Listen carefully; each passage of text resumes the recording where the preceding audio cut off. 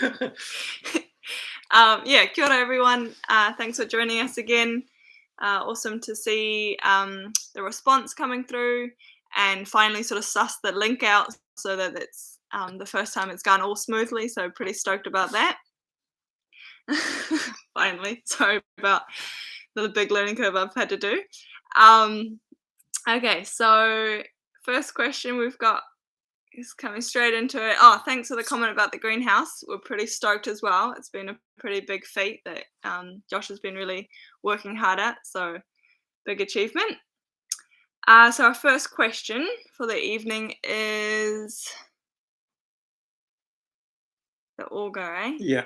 Georgina asked, what are your views on using an auger to dig holes, or rather to drill holes? And I probably could fill the whole hour just with that.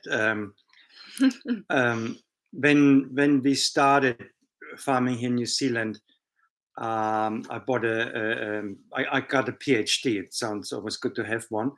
A post hole drill, and went for it, planting hundreds of blueberries right away, and this and that. It does make it faster than digging it with a spade. However, it is really hard on your back. After a while, it gets repetitive over the same direction. So it's really hard work, and it's a lot of stink if you have a petrol one. And then what you're probably alluding to, Georgina, is that what happens when the auger on the side, if you drill into clay, is glazing the surface, and you're creating a bucket where water accumulates and cannot drain out, and it makes it hard for the roots to penetrate into the neighboring soil. So, and as always in permaculture, it so depends. What's the soil? If it's a sandy or volcanic soil, so we're talking about clay where that is a problem. Yeah. Oh, and by the way, if you find roots, tree roots in the soil, an auger is terrible. It just kills your bag if you find tree roots in it. Because it twists quite suddenly sometimes. It just tears you around and so. And makes it really hard if it fills up with fibers from the roots. Okay, but let's say you drill into a paddock, no tree roots, this and that. On clay, if you do it in autumn, plant your trees in there, and you have this bucket that you create with your drill, then that fills up with water, and your trees can quite likely drown over winter in that bucket filling up with water. And if you would do it now, for instance, then you actually want to maybe save that much water for the time to come. And what will happen then during the season is, because in this planting hole, you're going to put some goodies in there, you're going to put some compost of some sorts in there, whatever it is, but there will be usually always something better than in the neighboring soil in there. And every worm and the granduncle would come in, make channels from the sides into that bucket, opening up pores. And then, as we do in syntropy, you're not just planting a tree, you're planting a little guild, a consortium for that planting hole. And around the planting hole, and you put some potatoes in before you put the mulch. All of those sort of things will make this whole area around the hole incredibly active with roots and microorganisms and worms and everything. So before you know it, that barrier won't exist anymore. It will fuse with the rest of the soil because of roots penetrating, worms penetrating through this way. But if you do it in early winter, when there's not much activity of worms and it fills up, then you can lose your trees, definitely. And keep in mind, whenever you plant a tree, be that a post hole drill or not, you want to have it a bit proud above the soil, because it will come down anyway. You don't want your tree ending up half a foot below the soil level, unless you're in a desert. Otherwise, it's going to drown in there. So, but to throw something else into that, our latest development on that, we didn't want to touch our auger anymore, because we would spend half an hour getting it started, and then it was stinky and noisy. And then we found this electric post hole drill, believe it or not, and for a while we did use a cordless handheld a drill with a small auger called is it called a power planter? No? Yeah. Yeah. And with a handle. to make planting holes in all sort of places. And again, it can be incredibly damaging on your wrists, and it did to me at one point. But if you go into garden beds, then it is pretty easy to drill. And then we upgraded to a 1.5 kilowatt auger that is actually, like, you can actually use a big auger on it, and it's fueled with lithium batteries and has an amazing power. You can actually put posts in with that, but we use it with a smaller auger than what it is designed for, like 10 centimeters or so, 8 centimeters, and go through our veggie beds and drill holes. So I would call that not tillage, but drillage. And the idea of that is you penetrate through compacted layers further down, especially in places where you would have a pan. Then you would use it for tree planting, of course, getting through the pan. But in the garden, you usually have a bit of a hard crust somewhere down below. And yes, you can do broad fogging, but I think that drilling is better, because what you do is you just create little wells of air going into your deeper soil here and there where you need it. Fill it up with compost, put your vegetable plant in it, or whatever you're planting, tree or whatever. And then there is a taproot that can go right down there. It's full of compost, but right around it, you still have all the soil life intact. You haven't disturbed the mycorrhizae or any other mushroom. They're more sensitive to that. Beyond that planting hole that you just need to have. And right beyond that, plants can immediately lock into that existing fungal network. So you go through your mulch into the soil, and the plant is right embedded in the mycorrhiza that exists there. You haven't disturbed it. So we thought we had made this amazing breakthrough in sustainable vegetable garden, but then we found out someone else had beaten us to that already. So if you check out No-Till Farming, they had done it maybe half a year before us already. It was great success too. But yeah, so that's an idea. It's an alternative to broad fogging.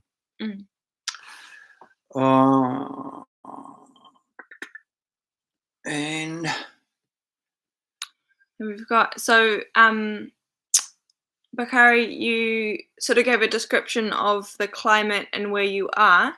We're just a bit unsure the question that you have around that. So if you wouldn't mind extending from that, what specifically you're wanting to ask in regards to the situation that you have, and then we can direct our question a little bit more relevant to you, perhaps. So yeah, we'll keep an eye out for your comment on that later. Next up, Alan. Yeah, you made it on time. Sweet. Okay, so next question we've got the Loop Crew. Oh no, again. No. Sorry, where you're from. Sorry. Okay, Mark.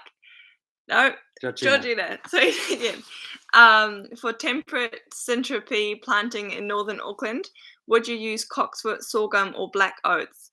Remember you saying mix sorghum with black oats. Can you sow black oats in spring just for biomass? That's more a question for you, grass lover. Well, at this time of the year, I just can't get over it. Every year, the same thing. Everything is still sleeping away, and you see the grass is just powering off. You see these amazingly almost dark fluorescent green cocksfoot clumps and prairie grasses. They're just pumping now. And so does our black oats. And I have a video planned as a follow-up to remember where I did this elephant grass planting, and you can see the difference between the tropical grasses and the temperate grasses, like the black oats and the cocksfoot that we put in these slightly off-contour lines. They're pumping away. They're dark green. They're just, you almost want to go on your knees and eat that stuff.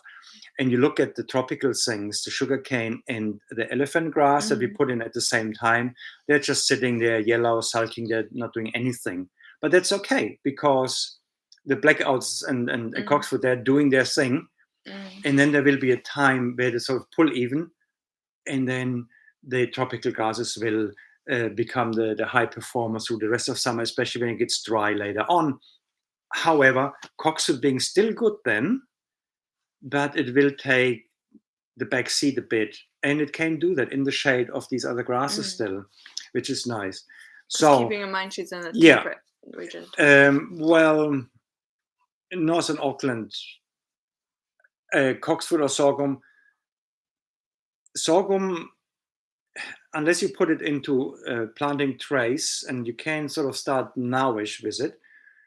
If you direct seed, I would wait for another month. I don't think it's worthwhile to put them in yet. And whereas black oats, you can still do it. Nothing wrong with that. And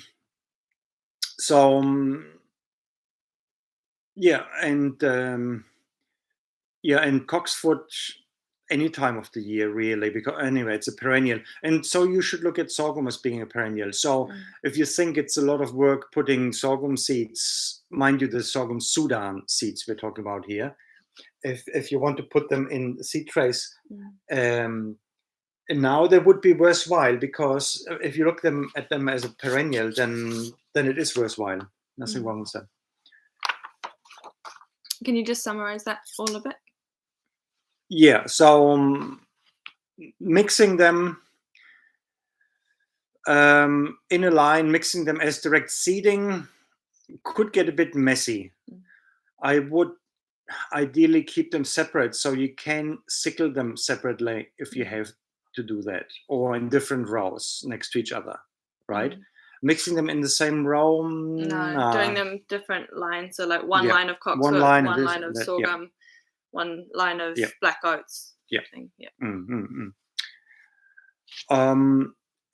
the last thing of the question is, can you sow black oats in spring just for biomass? Well, black oats, that's all you want from them anyway. You're not going to harvest them in any form. Of course, you could harvest them as a fodder, and we do that at the moment. We use them as a tonic for our goats at the moment, because they're highly nutritious. They appreciate them. And for biomass, remember, in syntropy, the biomass is important. It makes mulch, so you don't have to bring mulch in from anywhere and so on. It's important as we come into the dry spring season pretty soon. But what we really want these grasses for is to enrich the soil with their root action and exudates and mycorrhizal and microbiome connections. That's the most important thing, because otherwise you could say, well, garden is small, I know an arborist, I just bring the stuff in, or lawn clippings or so. Not the same. Keep that in mind. And then we've got Aaron. Hi. Lockdown has locked away the poplar stakes. I had organised. Oh no. Any suggestions for alternatives to poplars? Mulberries? So he ordered poplar, but they got held up with lockdown. So any alternatives that? Well, I mean, there's a lot of poplars around, probably in like along the roadsides, and in certain like farmers have poplars in their property. So you might be able to just approach people in that way around where you are. That's not in lockdown restrictions, and this time would be a good a month still to lop down branches and get your own stakes and just put them into the ground. That's basically all you're doing is just putting woody, no thicker than your thigh and no thinner than your arm, really, is the rule of thumb-ish. Depends on the conditions, yeah. But yeah, you'd want to get them in the next few months before they really go out into leaf and before summer drought hits. But yeah, poplars would really, there's not many alternatives that you would be able to get as easy as poplar anyway. And yeah, there's a lot of farmers that have them. So I'd say rather than finding an alternative, finding maybe an alternative source of them. And then Georgia also read poplar stakes. Could we plant them in a couple of weeks or too late? No, it's still okay now, isn't it? Just about wetness of the soil. The thing is, as you cut out a stake, the dormant buds will take a while to break open. So you look at a tree, like, it's already, the buds are opening, too late. No, because some bigger stems will have dormant buds that are not opening at all until emergency comes, like someone cuts a stake out of it. And the limiting thing would be the humidity, right? If they cannot make the roots fast enough before drought hits or dry spring, then then you have a problem. But if you can irrigate it, then it's a different story again. This is a little side note to him, a question that is sort of relevant. I've heard of people putting aspirin in water to aid rooting of stakes. Would something like that work, or willow bark or anything like that, soaking them in to kickstart the rooting hormone before planting them? Well, I mean, poplars are related to willows. That means they actually produce their own rooting hormone. That's why we use willow chips as an alternative to those things. So they actually bring that wisdom already to the party. But it's that they need the humidity to get the roots out before they make too many buds. If you get into that problem that you feel like planted too late and so on, what you can do is very early on give them some pruning so that the new shoots are not so numerous and exhaust the stake before the roots can go there. So you have to be on top of that then, not letting too many buds go at once, because that sucks them out. Yeah, redirecting the energy to root formation rather than buds. And reduce the evaporation, yeah. And then Kirsten, you ask, from the edge of the kaipara, due to the increasing cost of timber for infrastructure, we've been thinking about what trees to plant for timber, ground durable or for internal framing and flooring, etc. Thinking acacia, melanoxylon, types of yew, black locust. Anything else you suggest? Okay, so black locust, you read in books, is a great one, yes, and it regrows and so on. However, you are in the kaipara presumably on clay, and I have not seen any success with Robinia, the black locust, at all on clay. Acacia melanoxylon, I don't really know how some people see that as a ground durable. I come across the odd stump that looks totally rotten on the outside, and when you cut it, it's incredibly hard, like jar almost on the center. But whenever I see logs lying on the ground, they seem to disappear in no time. So I'm a bit perplexed by that. So I can't speak out of experience for that, apart from what I see rotting away around here. There's some yukes, yes, they're meant to be good. And I mean, we had some success with Botroides and some others. Mulleriana, I think, is another good one. For internal framing and flooring, well, you can almost use anything. And then also keep in mind there are some alternative timber treatments you could do at home, such as a fluoride treatment. And it takes very little fluoride to get timber treated in a much safer way than CCA. And you can do that at home as long as you get the chemical. I know people that have done that for fence posts and whatnot. However, it only works with coniferous wood. So you want to use either some native that grows fast, like Kaikatia in a swampy spot would take that, or even pine. You can do your own pine wood like that. So there are these options as well. Yeah. If you have really wet ground, then actually black alder is meant to be the best, but that needs actually really wet ground to be durable rather than sort of semi-wet. To grow and to be durable. In wet ground, like in soggy ground, then it is durable, but not so much in a changing humid environment.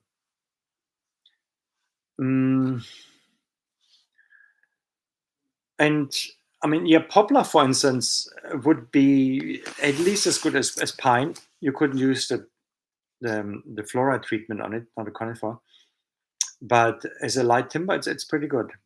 And then you could think of borax treatment for interior framing. You could just do a borax solution and put them in, and that would be good enough. Say if you want to use poplar for internal framing, or you could do the same thing with a eucalypt and so on. Internal framing, you should get away with that, because internal framing means you only have to be borer proof, not rot proof. And that's what the borax does without harming us, because we're usually rather borax deficient anyway. And black No, locust. hang on. Yeah, we are here. Another loop. And Cam and Nikki from the Loop crew. So we just brought a bunch of citrus, orange, mandarin, lemons, and lemonades for fruit all year. The spread. How would a citrus guild differ from a fruit tree one?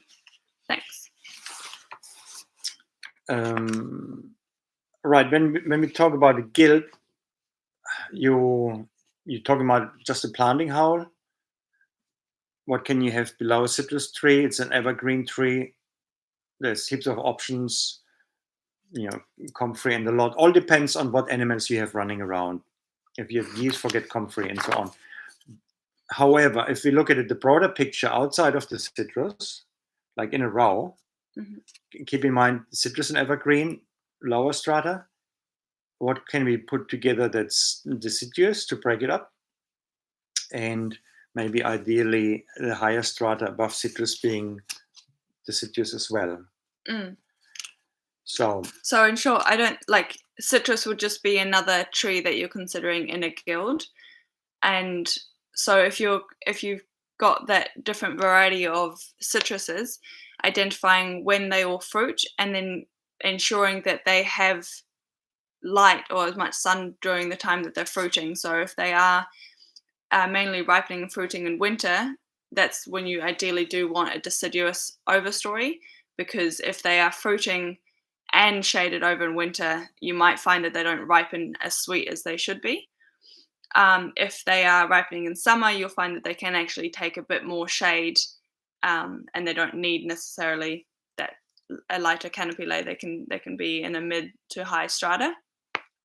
So I would go about it by figuring out what the needs of each of those citrus plants are in terms of when it fruits and how big it grows, and how long it takes until it fruits, and then fit the needs that it has with the niches of other plants. So yeah, for example, if you're an orange, blood oranges, for example, need more sunlight to actually form the blood of the orange and be sweet. So you'd want to make sure that had more opening, more sun availability, versus maybe some mandarins that can take a lot more shade and actually need some shade, where then you might plant it more densely with other trees.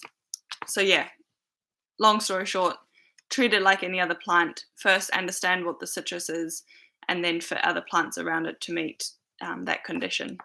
But yeah, in our experience, in our climate here, so similar to you, citruses can actually take a bit of shade. Like they're not open, sun-loving plants. They actually like being in a bit of a forest. So yeah, definitely do consider them as a forest community plant rather than being out on a monoculture on their own. Yeah.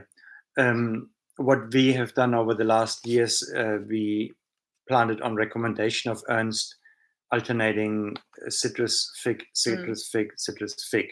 Deciduous, non-deciduous, similar necessities, similar strata as well. So now we're talking about the same strata really with them, but it doesn't mean that we don't have something in between going above that. Like a raisin tree or something like that. Yeah. So it's again something deciduous in winter when you're really wanting that light into them in winter, but they can take that cover in the summer. Yeah. Cool. And then sweet. So Bakari, you've extended that question. So your question is, can we have live plants between the beds? Which ones, or should we use wood chips? One question. And then two, we have fruit fly problems on the melon. Could we control it with the right consortium of plants? So I'm just going to scroll back up to your description of where you are. So if I'm located in Senegal, West Africa, so tropical climate at sea level with one rainy season from July to September, 500 mil, and dry season with no rain for the rest of the year. So we'll go back down to the question. There you go. Cool.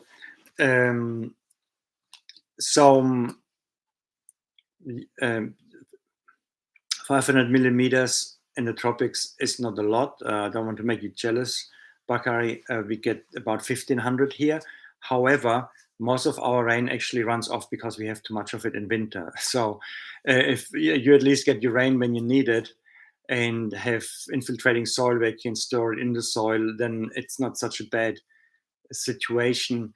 And mulch in between beds, of course, is always helpful. And for our climate, I definitely would recommend a living mulch. If you're short of water and you have to use drip irrigation or anything like that, then maybe that mulch might be the one. But for tropics, something that you can walk on, a plant I remember that we used in Bolivia quite a bit as a soil cover that's quite hardy, almost like a lawn, was the fodder peanut, Arachis pintoi. You probably have that available, and it makes a very nice nitrogen fixing, traffic handling sort of footpath cover if you want to use that. And then or otherwise grasses. The only thing with grasses is if you have a grass that can handle traffic, that means usually it's a creeper. And what creepers do is they creep into your beds and give you work forever, like our kikuyu here, or buffalo grass and all these sort of things. So we don't want those. So grasses usually for pathways are a bit difficult unless you can grow ryegrass. And yeah, then the second question, fruit fly problems on the melon. We are lucky here. We don't have fruit fly problems in New Zealand, so I can't speak from experience here. However, any other insect that people normally have problems with, be that aphids or stink bugs or whitefly, not that we don't have it, we do, but we seem to have such a high predator density because of the diversity that we use here, that none of those gives us a headache enough to even suggest that we should maybe put out some organic repellent or organic pesticide or anything like that. It's not on the radar. But maybe fruit flies are different, I don't know. But whatever you do, try to work with diversity and see what predators you have in your area, be that some wasps or some little birds or whatever that might be, and do some research on what can make them more numerous and see if that sorts things out. So, and that would answer that, right? What's the right consortium? The right consortium is always high in diversity. And check out if the fruit fly that you do have is a native one or is it an introduced one. If it's a native one, then it's much easier to figure out what would be its natural enemies and see if you can act upon that. And that is usually linked to the right plants that feed that predator in times when the fruit fly might not be active. So they are not depending just on the fruit fly to survive. Yeah, most of those guys can also eat some pollen or nectar or whatever for a while. Or other insects. Cool. So then we've got Mark. So your question is, starting a contour line with willow and poplar stakes and some flame trees, would you chop right down to soil, sill or scythe, to build up the other plants in the guilds along with that? So starting a contour line with willow and... So are they, I'm guessing they're I mean, you're planting the stakes out of poplar, willow, and flame trees, right? And then in the guilds along with that. Right. So it sounds like there's a contour line, and once in a while there is a blob of a guild in the planting hole, maybe. Maybe I just take it from that. You correct me if I'm wrong there. So it depends how delicate your other plants are. Yeah. How far you want to go. If you just stay with the willow, the poplar, and flame trees, and maybe some titonias, then you could step back and wait for a year and see how that plays out. And then the next year, most of the grass will be suppressed already. If you're in a rush, you want to carry on, you do these gilts. Then how much time do you have? I mean, of course, the best scenario still is you go on your knees and rip out all the kikuyu and whatnot. But there might be only so many planting holes you can do like that before you get a tennis elbow. So depends how delicate the plants are that you are using in those gilts.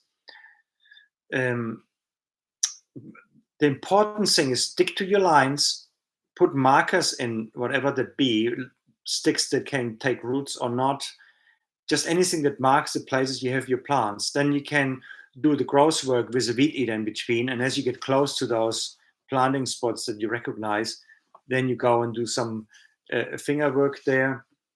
Or maybe you don't have to do anything depending on what it is. Yeah. Some things might just go buff the grass and that's it. Like say, for instance, a cardoon or so. Yeah, so there's all of that. So just extending to that, you've just clarified. So ground cover is kikuyu now. Stakes are 3 meters apart. So it seems like more like he's got the contour line established in kikuyu. So I think maybe your question is, would you chop those stakes right down at ground level to build it up with all the other plants coming up? Is that what I'm... No, I think what it means is taking the kikuyu all the way down to the ground level around the stakes in order to get the other stuff in. No, because would you chop right down to soil, sickle or that? Or maybe it is. Okay, if it's the grass, then yeah. If you're talking about chopping the grass right down to ground level to then come in with your consortium of other plants, your guilds of other plants, then yes, knock it back down. Yes, cutting kikuyu, sweet. So yeah, cut down that kikuyu, whether it's sickle, electric weed eater, if you don't have any other plants in the way. Or sickle if it's not too much of a distance. Knock that back before putting your guild in, but leaving your stakes as high if you've got them, and then letting it all come up together. Yeah, planting in stagnant grass. Okay, I mean, since there is a second tier, and I can say things that I can't say publicly somewhere else, look at it from that side. What you want to do with your mowing, sickling to the kikuyu is actually not eradicating the kikuyu. You don't need to do that. That's what we find. It takes care of itself later on. But the problem here is the kikuyu, especially coming out of the winter, is going to be rank. And it has a negative effect on all the things that you plant in, including the poplar stakes and whatnot. The poplar can make it through that. It can just ignore that. But everything else that's a bit more delicate will get like, this stagnant kikuyu, just like, I hate this stuff, sort of thing, you know? That's how they feel. But if you actually mow the kikuyu with a weed eater, whilst you haven't got anything else planted yet, and then use that mulch on your tree row, on your contour row, whatever, that's your mulch. But what you really are doing that's more important than that is the kikuyu that you have just mowed all around it will go into a new spring growth, and there might be some ryegrass hidden in there that you haven't noticed, some trefoil, clover, and all of those things suddenly find light, and the days get warmer, they just want to grow like mad. So we have spring now, we want that spring effect, and you don't get that in kikuyu that's rank. So now suddenly everything comes to life, including the kikuyu coming with it. And that is actually more important than the manageability of the place that you achieve by mowing it. Or you think you're setting back the kikuyu by mowing it. No, you make it better. And that's exactly what we want. We want healthy kikuyu that's thriving, because it gives us more biomass, more root activity, more microbes in the soil for the time that it will be still alive. And down the line, 1 year down the line, you're going to start missing it, because you're missing your mulch producer, you're missing your erosion control. But by that time, you have to have something else in place for it, be that cocksfoot, comfrey, whatever underneath, to give the soil a cover as a ground cover, as your lowest layer, above which all the other things emerge from. You don't want bare soil. And that can happen if you just get rid of kikuyu and you haven't sort of another shade-loving ground cover. and it happens quicker than you think. Mm. Yeah. So at the moment, make the kikuyu still your friend, because it makes the biomass. It gives you that thriving energy as long as you don't let it go rank. And at the moment, I assume it's quite rank. And it's a bad companion because of that, not because it's kikuyu necessarily only. That too. It's not a nice companion, but if it is a thriving companion, if it's a thriving neighbor, it is still a much better influence than being a sickly, stagnant neighbor. That's the worst. Okay. So I hope that clarified a few things why we do the mowing from the syntropy perspective. Then Susie, you asked, why are black oats superior to white oats? White oats tend to get the rust more. Yes. White oats get the rust more. Under good conditions, and probably by using fungicides, they're probably outperforming the black oats. Yeah. So the black oats they have sort of evolved along with white oats like an agricultural wheat that found the same environment and coexisted. And after a while, people say, well, that's actually a really good green manure producer. Why don't we just do that? It's hardier. And the other thing is it tillers more. So for one seed that you sow, you might get, if it has enough space, maybe 20 tillers, 30 tillers. Yeah, tillers meaning new shoots coming up. And with white oats, you might get 5. Right? So there's that difference. And it's just hardier. And under less favorable conditions, it can still perform better. It makes a deeper root system, which is, of course, what we want most from it. It is a bit more drought resistant. And and the rust, it doesn't get the rust. So that's a biggie. Yeah, if you use it as forage or not, it's also a very good forage. It's possibly better forage than white oats even. But when you want to use it as forage, animals don't like the rust on it. Yeah, they shy away from it. It is probably toxic to them. Which is why then the black oats is superior. Yeah. And then Richard, you ask, where do you get your Japanese raisin trees and lucuma, hard to source? We propagate our own from the few trees that we have enough seeds of, but we are in the process of establishing our own bit of a nursery to propagate more of what we have. But what's out there at the moment is Twin Falls Nursery in Hikarangi. They are, so it's sort of north of Whangarei. They are focusing on sort of more permaculture, syntropy trees. And they have lucuma and raisin trees in their catalogue. And also, if you are on Facebook, there's a good group called the New Zealand Rare Fruit and Nuts. And they often have a lot of people there that have exotic trees in their backyards with lots of seeds, and you just post what you want, and within an hour you've got 10 replies saying offerings of giving you seeds. So that's a really good Facebook platform that you can share and exchange and access seeds through. But as a formal nursery, the only one I really know of is Twin Falls Nursery. That sells those too. Kaikatia Farm might also be more. Give them a. Kaikatia Farm. The more you ask people, the more likely they're going to put it into their program. So what's the name from Kaikatia Farm? Joe Duff, Kaikatia Farm. She has been up here for courses. She has done forest gardens for ages, and she's a bit more temperate, so some things she just might not have because it doesn't work in Hawke's Bay. But give her a ring and see what they have. So I've just listed the 2 nurseries down in the comment section below as well if you want to check that out. Okay, and then Aaron, you ask, we have 1 million Kumerahou popping up everywhere. Would they be worth transplanting into the system to kick it off? Also, what about tobacco as biomass in the placenta? Well, Kumerahou is really an indicator of pretty dry soil. you don't often find it in many like gullies or fertile zones. So it's an indicator of being clay and dry land. So the fact that it's growing and doing this thing definitely work with that as any other plant would indicate.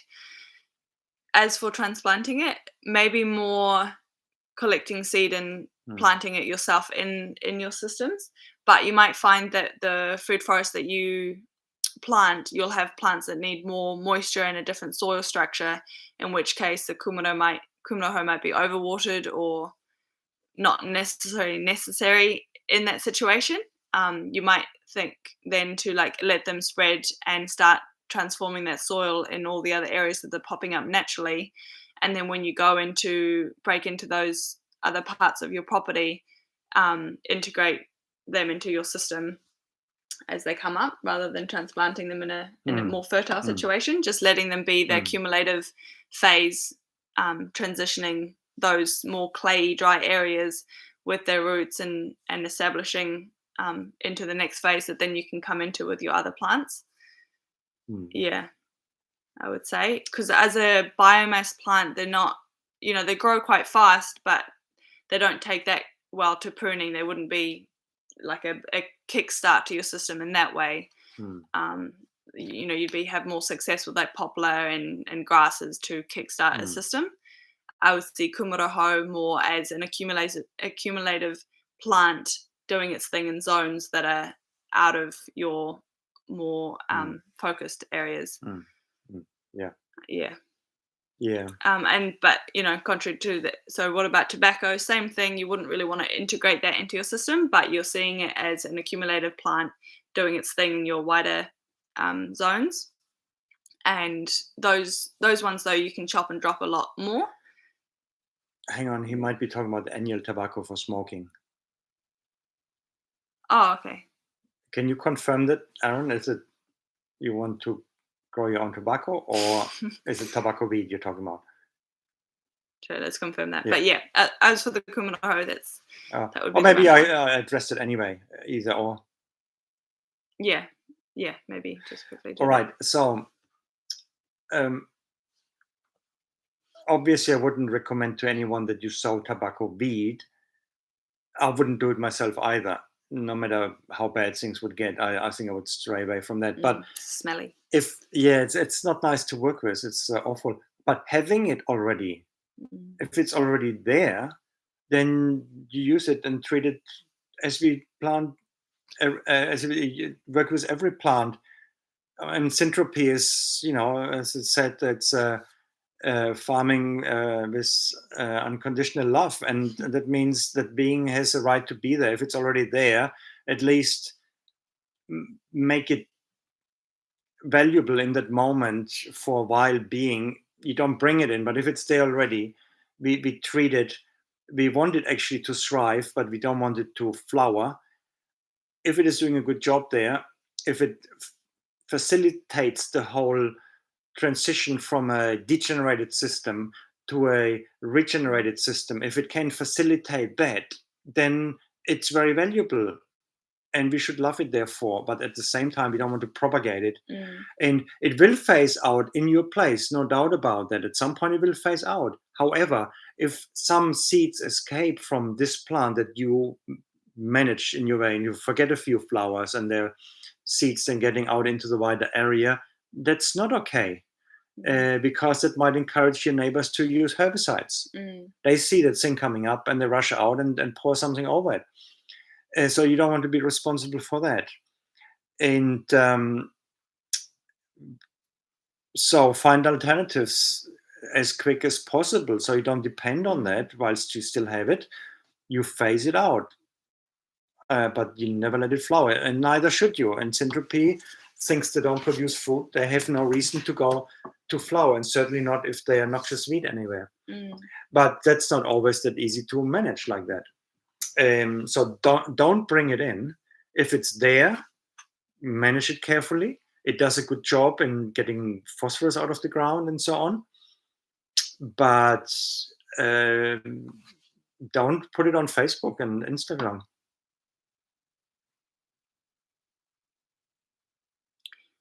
So here, Aaron, you've commented in reply to that. Yes, was looking at it on Kuanga, and it looked like it created a lot of biomass over a season. Not to smoke. Not to smoke. I mean, you might have friends that like to smoke it. Actually, it's fairly easy to produce really nice smoking tobacco, and with these prices here, people are quite grateful for that. Yes, it does make a lot of biomass. However,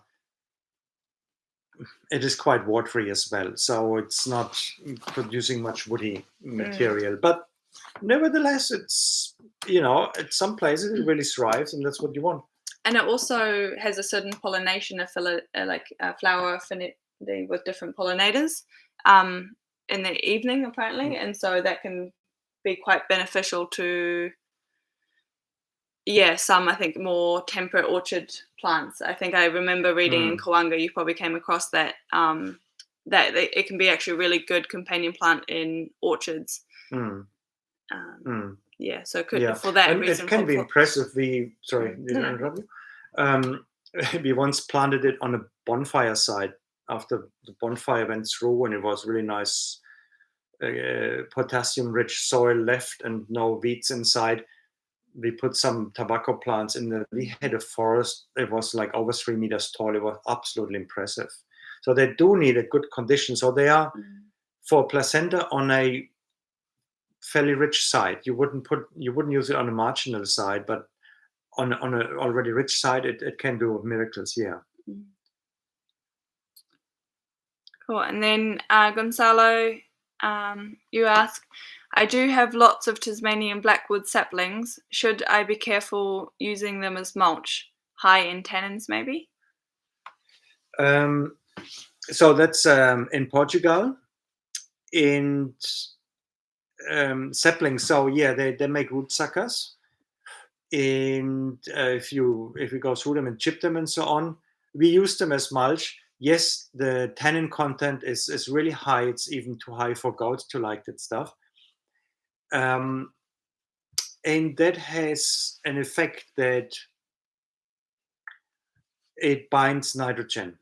Yeah, tannins can hang on to nitrogen. So some people, when they say mulch, like certain sawdust and so on, they rob the soil of nitrogen because they're so high in carbon. I would say it's actually the tannin that they're high in that robs the nitrogen. It locks it up, and it takes fungi. They're the only ones that actually can break down the tannin. It takes them quite a bit of time to get through it and then release the nitrogen that is held up by the tannin.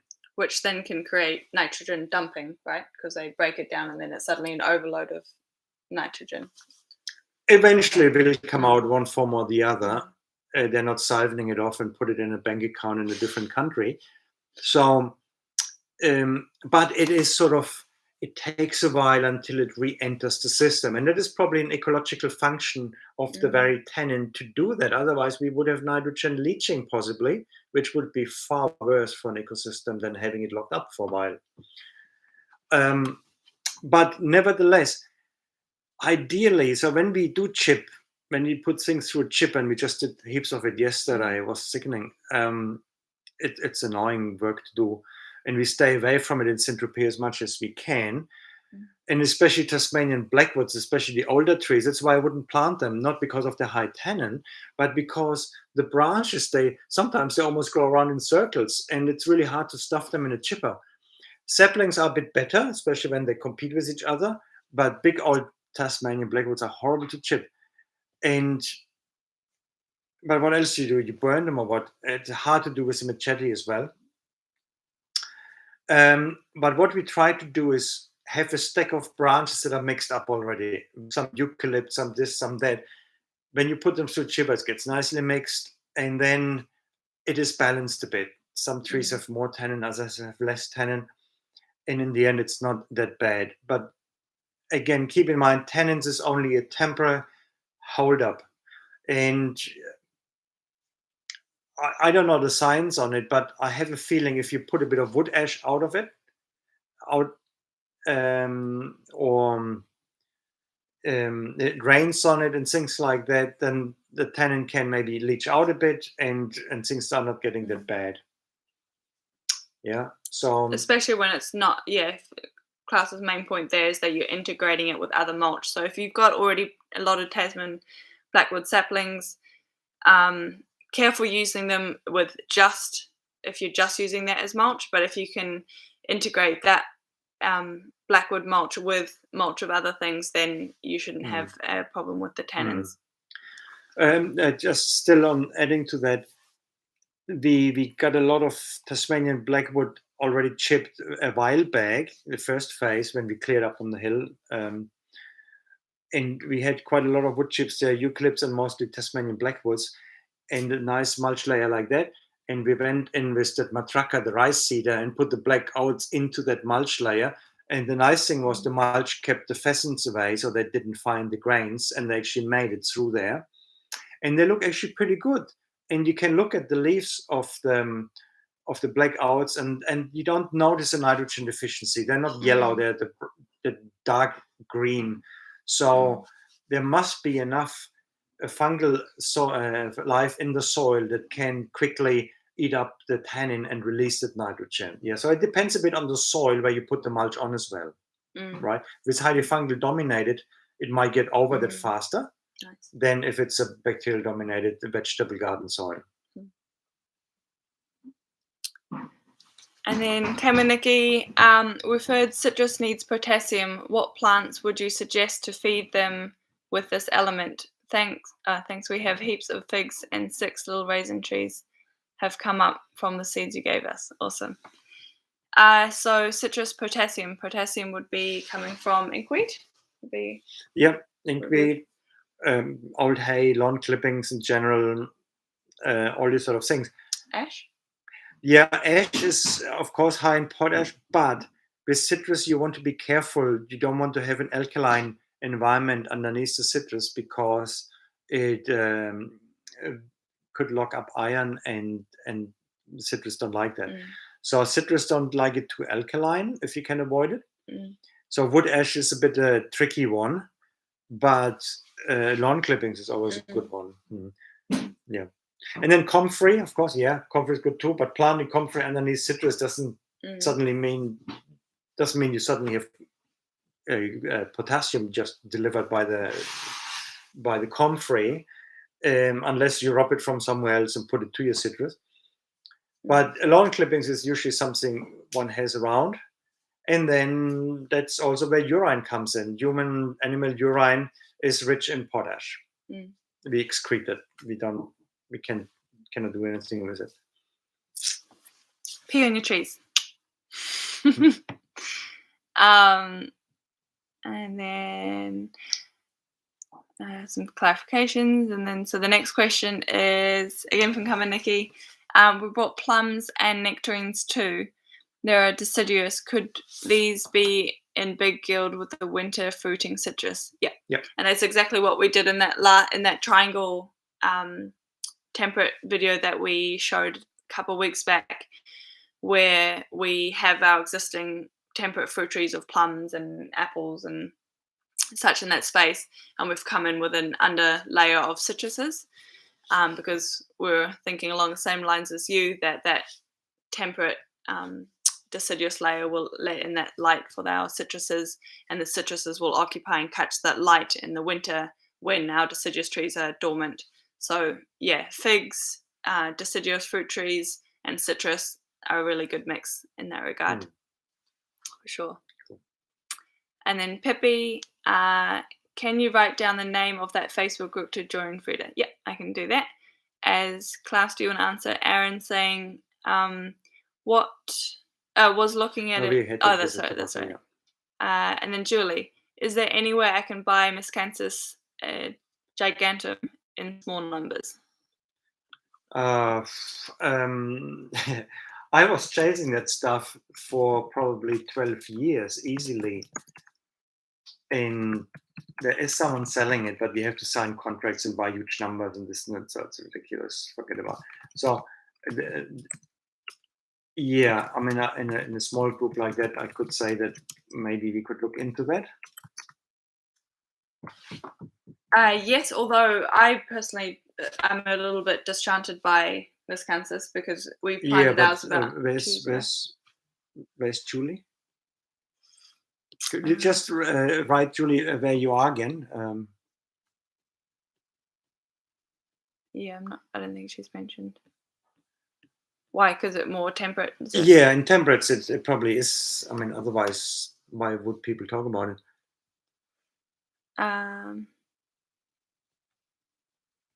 Cool. So we'll just wait up for you, Julie, to clarify where you are. But just to extend, well, we are here in a subtropical climate. Although we did plant it in our temperate zone, it's taken about 3 years ago we planted those clumps, and they're hardly doing anything. They're really only just starting to really establish themselves, and that's 3 years down the line. So yeah. However, I mean, when you look at the plant, it actually looks more like a bamboo than a grass. And bamboo takes 3 years to actually come into gear. And true. And a while back, I dug out a bit something for Alan. I hope yours is doing nice, Alan. It was a tight ball of rhizomes. It was really hard to get a spade in. Even so, the growth last summer wasn't mind-blowing. But I have a feeling they're still just getting ready. And to be honest, if you plant it on a big scale, it's going to be menacing because it's going to be a rhizomous mess, like almost as bad as Arundel sort of the giant reed. So be careful what you're asking for there. As a windbreak and so on, yes, but having it in a, say, for instance, in tropic market garden, I wouldn't do that. It would be ending up in too much work. As a hedge, yes, but not throughout the system. I think you would regret that. And then so she just confirmed she's in South Waikato. South Waikato. Yep. It could be perfect for there, especially on alluvial soils, volcanic soils, and so on. But moist, maybe. No, probably not too moist either. Yeah, look around. So, because our plants came from somewhere in the Waikato, but of course you cannot just walk onto someone's field because you like the grass there. So, yeah. We could look into what we can make available.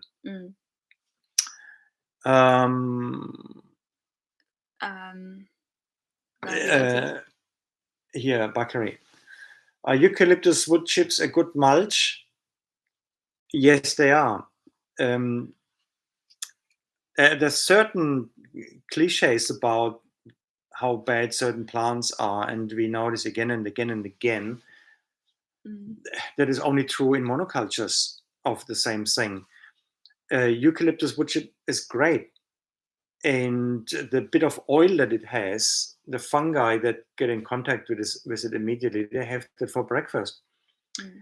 And then the same goes for pine. Pine has bad rep. I wouldn't go for pine bark because that's where all the hard digest stuff is, and all the tannins, and not so much nutrition, because that's the things that the tree sheds off. No, if you do pine mulch, don't go for the bark. That's landscaping stuff. We're not talking about that. Things that you put on top of a weed mat and thing. If you can get wood chips from pines, like the tops of pines, it's a great mulch. Yeah. So, but again, we talk about diversity of plants that we have living together, but ideally you also have a mulch that's diverse mulch. That makes it so much better.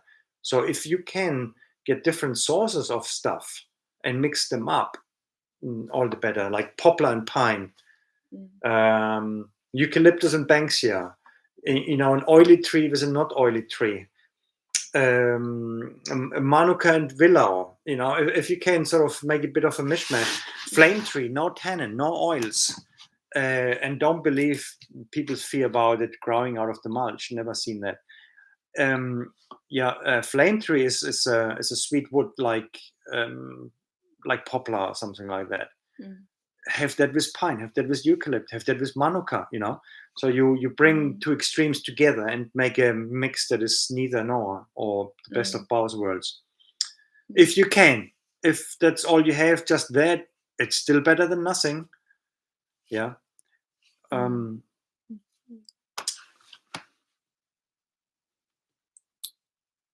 So That's Susie. yeah, Susie. So I need to build up soil levels in newly created greenhouse by a retaining wall. What would you recommend will be used to extend veggie growing as temperatures drop? Northwest of Auckland. Build up soil in the greenhouse. Build up soil created in a newly created greenhouse by a retaining wall.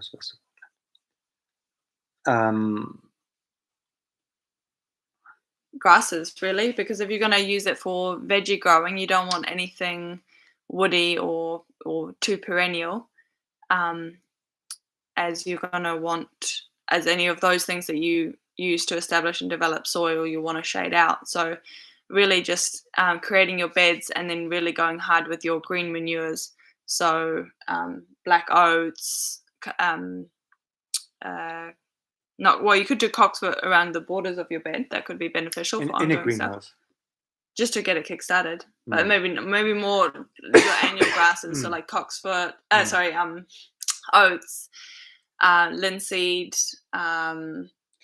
clover, those sort of things that really cover that ground and then keep circling them back and developing that soil. But in a small area like that, you might want to just look at things that you can put in, like scoria and compost, and really create those fertile ground beds rather than doing it over longer with plants. Try to scavenge what you have locally available that only costs you the transport on the bag from something: beach sand, peat, some wood chips, charcoal, scoria, whatever you find like that, alluvial soil from somewhere, volcanic soil, all of those sort of things. That's how we did our greenhouse soil, the whole smorgasbord, whatever came along. We had quite a bit of nematode problems, and you might wonder why even organic growers often just buy a plastic bag full of soil, poke a hole in, put a tomato in it, end of the season throw the whole bag out. Even organic growers do that. They just get organic compost bags. Why? Because of nematodes. Big bummer in greenhouse growing. So we had quite a bit of nematodes in the early days, but a lot of learning. We couldn't grow okra, for instance, because okra is number one when it comes to nematode infection, the same as aubergines, So that is your limiting thing in a greenhouse often, the nematode issue. We got out of that to a degree that we don't have to talk about it anymore by having all these grasses in there. Like today when we did our greenhouse renovation, we had some friends helping, and they looked into our greenhouse where we had also green manure growing and amongst the lettuces and whatnot. And I said, so what, you have the oats in there? Is it for the mulch? And I said, no, look, if it was for the mulch, we have tons of mulch and compost sitting out there. We could just bring it in. No, it's not for that. It's for the root action. And we noticed that over the years, the more grass we had growing in amongst other plants in the greenhouse, be that vetiver grass we propagate in the growing beds, be that sugarcane we put in there between veggies, to propagate. Matty hates me for that, but I always put some sugarcane cuttings, 2 nodes in, all amongst the veggies. It's not much of a competition unless you forget to plant them out at some point. And it seems to all affect the nematode population. That extra diversity, having plants that are not hosts for nematodes. And so that is our propagation. So Susie asked, can you see our propagation? At the moment, it looks a disaster. Because we're in the middle of renovation. We're remodeling everything. It looks like a bomb site. But a lot of our propagation happens actually in and amongst crops, right? That's how we get another value in our very small scale intensive syntropy, that actually a lot of our spaces are actually nursery at the same time for transplants of bare-rooted material. But more on that soon on a video. More of an in situ propagation style at the moment, which we can totally video. But our nursery setup is having a whole renovation, so to come. Luke, thanks for the confirmation. Seems we might actually be learning the stuff. Yes. The South Waikato, that was now for the for the miscanthus. Miscanthus, And then Alan, you said put it up the greenhouse, has some nice shoots now. Thanks, Klaus. Awesome. Loop Crew, do you have a favorite eucalypt? When is brush bottle seed collection season? Okay. Favorite eucalypts. Again, it all depends on your side. You might find one performs better because yours is slightly swampy. You might get a paper bark, which might not be as fast as others, but can survive being totally swamped all year round. So then they come in. Yeah, you have some that are more drought hardy. But you're not so far from us here. Same soil, and what does really well for us is Saligna and Botroides. Even so, they're in a group of eucs that get heavily attacked by psyllid, which makes the leaves sort of not photosynthesize that well because you get all this color and whatnot. However, they're just such high performance that even doesn't seem to matter to them. And Dean Satchel, the euc expert of New Zealand, when I asked him, look, is there some species that I might be overlooking here that could do better? He said, nah, you seem to have it. Look at them, how they perform. So I guess it's the same for you, Nikki. Botroides, a bummer of a firewood because its fibers are sort of interlocking like that. So if you want to split it, it's a pain to do that. But they work really nice as a round timber. So if you plan to use any round timber for rustic construction in the future, then go for the Botroides rather than the Saligna. Even so, the Saligna might be a tick faster, but Saligna has a straight fiber, good for splitting or at least better.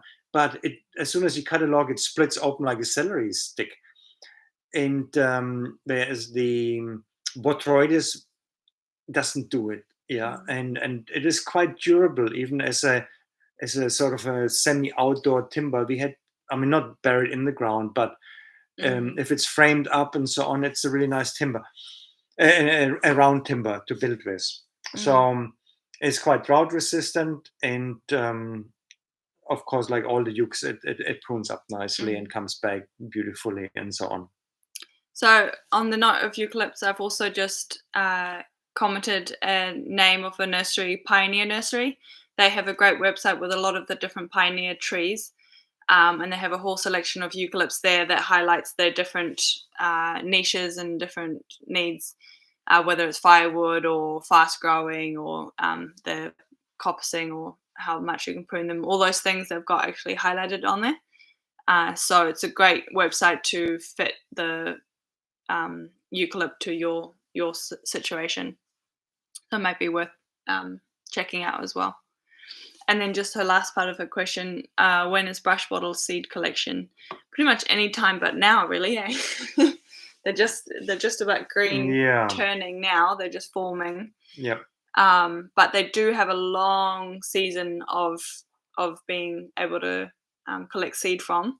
But yeah, right now, probably next few months, they're still forming. And by like midsummer to midwinter, really, you can collect the seeds. Yeah, it's so important to be keyed in when seeds produce. You just have to have that on your mind all the time, and especially when you go through a city, you find a lot of sort of semi-industrial areas. There's so much to harvest, and you guys, you have an electric car, you have it on a charger somewhere. Go for a stroll, and you find heaps of brush bottle seeds somewhere. That's how we get it, and this and that, and at the moment, for instance, time for getting the Brazilian buttercup seeds, right? Don't forget to do that. Also, a very valuable plant for almost. We could use it in a slightly different way and could rave over it the same as we do over brush bottle. It has a certain niche, a bit different to brush bottle, but again, something you would miss if you don't get the seeds right now. So, take the last question for the evening before we close out. So, Aaron, American pawpaw in Northland. Yes. Not that we've experienced the fruit or fruiting trees yet, but we do have a couple that we have planted in our temperate orchard, and they would be fit almost like a temperate Cherimoya strata. But yeah, we're really excited about how they will do and the fruit that they will have. The place to get them from is Kahikatea Nursery, which I wrote above. She sells them.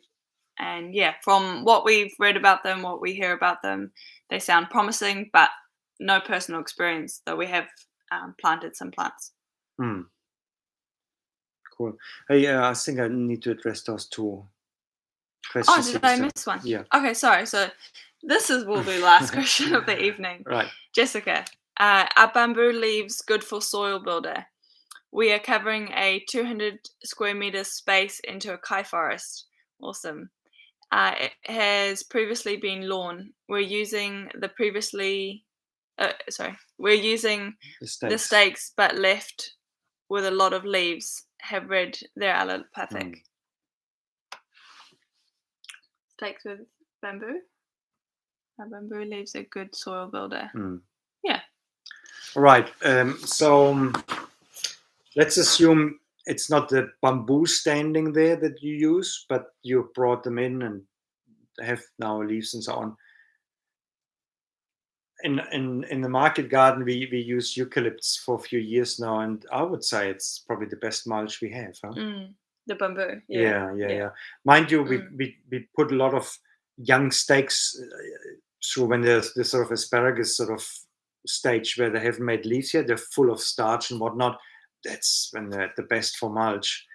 But even any bamboo mulch, we find that within days has the most amazing mycelial felt going through it. You can hardly rip it apart anymore. Because they're a really nice balance between the carbon and the nitrogen. So actually quite a well balanced mulch. No, I think it's awesome. So let's examine where it comes from, that they're meant to be allopathic. Maybe when people have a garden next to bamboo and the leaves are in the garden and the garden doesn't perform well, they think, oh, maybe it's the leaves. But what can be the problem is not the bamboo itself either, but the fact that the bamboo is unmanaged, right? I would love to do a video on that down in our temperate garden, because we have areas of a bamboo being cut back every year and it becomes a driver of the system. And we have a clump that is not managed, and you can just look at it and go like, yeah, that's a bad influence. It's not the fault of the plant, it's the fault of our management, right? Or the lack of panda bears, whatever it is. But it comes more to the senescence of the plant rather than the plant itself. And just bringing it back to the situation as a whole. So a bamboo leaves good soil builder. So we're converting lawn into a food forest and using the stakes, but are left with a lot of leaves. And then you just commented saying don't have a mulcher. So I would say if you are converting the lawn, the only danger with using bamboo mulch, if you don't have a mulcher and you're doing it with a machete or by hand and you've got therefore like lots of fine sticks and the leaves, that if you are having to weed at any point, if you're not going dense enough with things, or if you've got some annual beds, and that it can be a bit annoying to weed and pull up around your annuals, because the bamboo splinters as it dries. So yeah, ideally if you can hire a chipper and chip it up into smaller blocks, just makes it a lot more manageable as a mulch.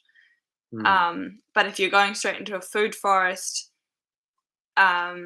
establishing your rows or your squares that you're going to be planting into and trying to get rid of that grass with the density of vegetation, so that the mulch that you put on you can actually leave in longer segments and lengths and not have to deal with them with weeding.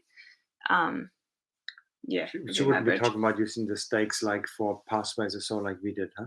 Might be, because so she's saying we're covering it, so we're using the stakes but left with a lot of leaves, so figuring out what to do with the leaves.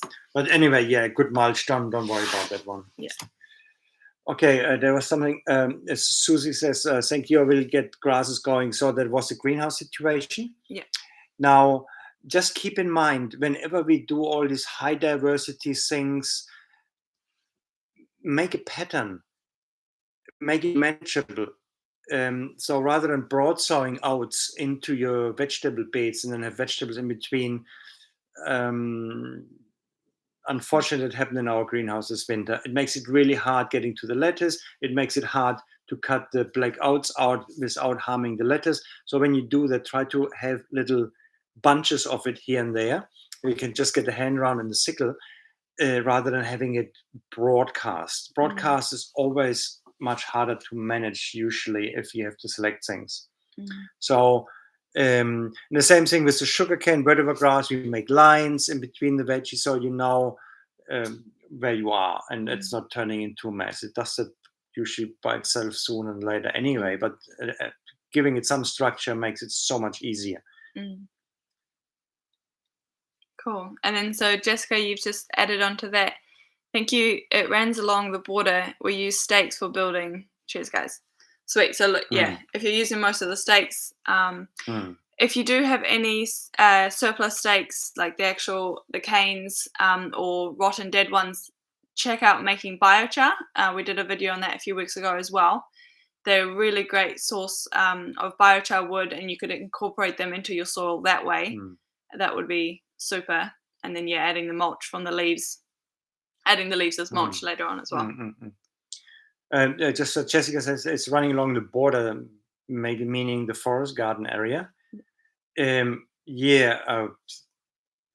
really we need to do one down as we cut it down for the goats and so on, and explain that again, what a nice neighbor bamboo can be when it's managed. You might want to consider giving a good haircut now coming out of winter, and then through summer let it come up again. I mean, your West Coast, so you probably need it for wind protection, but nevertheless, it is such a personality change when you take the bamboo hedge down and let it come up again from the bottom cleanly.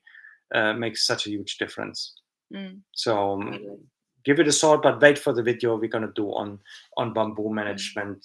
Just maybe want to point it out how much of a difference it makes. Totally.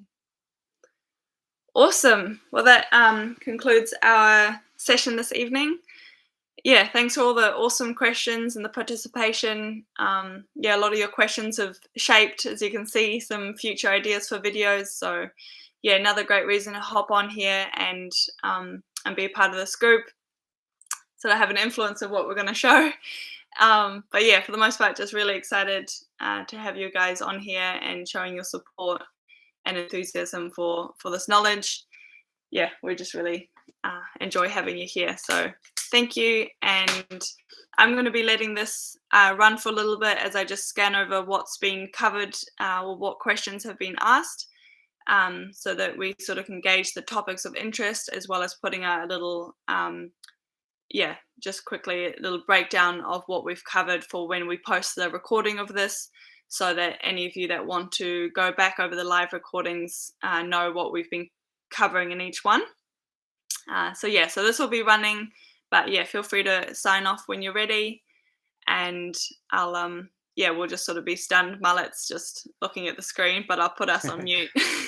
maybe one thing is, I mean, since you guys our interactive support group, and we always think about, hey, how can we make it more valuable for you still, and so on. If you have any suggestions, please send us a message, and we see how we can accommodate that, or give us some inspiration on how we develop this platform. Don't hesitate, and don't wait for a formal questionnaire or something like that. Just send us some ideas if you have any. We really want to make this as much for you guys, really. So give us that feedback of how you're finding it, and we'll make it work somehow. And thanks for joining us. Great to see all of your comments and questions. It's always a pleasure to be in contact with you like that. All right. Mwah. Ka kite ano. See you next time.